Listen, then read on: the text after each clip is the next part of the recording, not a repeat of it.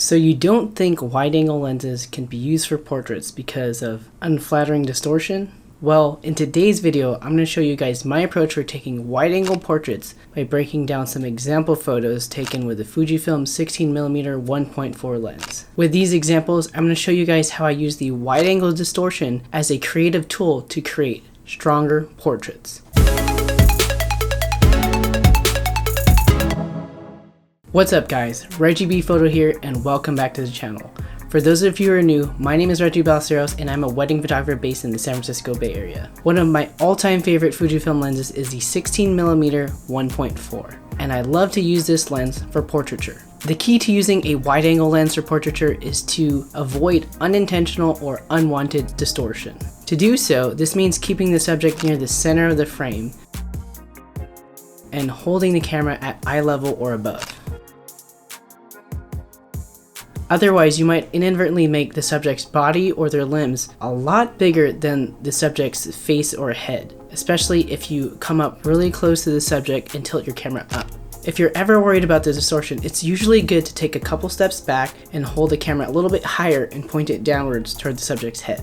With all this said, the wide field of view and the distortion of the 16mm 1.4 are its biggest strengths as a portrait lens, especially when used intentionally to draw the viewer into the subject. Once you familiarize yourself with the distortion characteristics of this lens, you can intentionally use the distortion in order to create unique and stronger portraits that would be otherwise impossible with a telephoto lens. So how do I incorporate wide-angle portraiture into my work? It all boils down to 5 techniques. The first technique is exaggerating features for maximum cuteness, and this works especially awesome for kids and pets.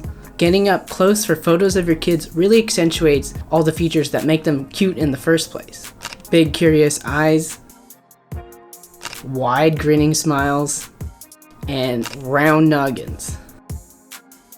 In a similar fashion, for pets, getting up close to whiskers and wet noses really helps to let their personality shine.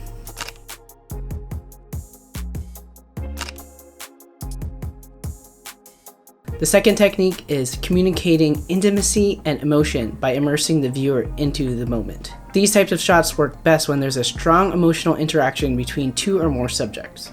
Getting in close for the shot gives the viewer the effect that they're right there experiencing the moment with them. The third technique, which is one of my favorites, is environmental portraiture. This approach requires you to be already familiar with taking photos of landscapes, cityscapes, or architecture, so be sure to practice those first.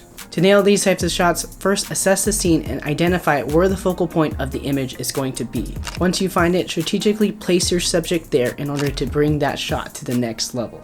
A human focal point elevates a shot by giving the scene a sense of scale. It also gives a storytelling element to that image.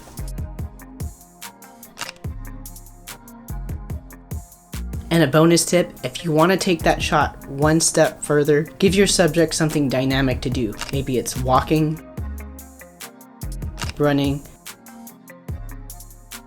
dancing, you name it. The fourth technique is playing with scale. The distortion of wide-angle lenses causes the foreground to appear larger and the background to appear smaller. And because of this, you can play with the placement of your subject in relation to the foreground and the background for some interesting results. You can use an ordinary foreground element like a passerby for unique framing.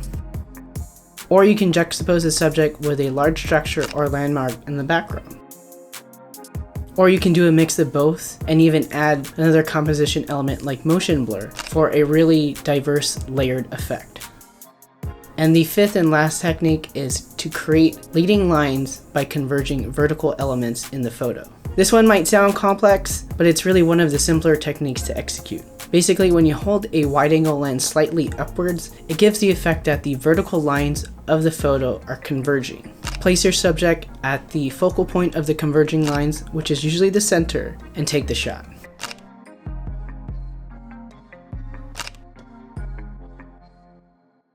So I'm hoping you learned something new today about composition, wide-angle lenses, and portraiture. If you did and you want to see more composition / technique videos like this, hit that thumbs up button. And if you have any special requests or video ideas for something in the future, let me know in the comments down below. As always, be sure to subscribe if you haven't already, as I'm making a new Fujifilm or photography related video every single week. And if you want to see more of my photo work, be sure to follow me on Instagram at @ReggieBPhoto for a new post every single day. Alright, that's it for me. Remember to get out, go shoot, and I'll catch you guys in the next one. Yeah.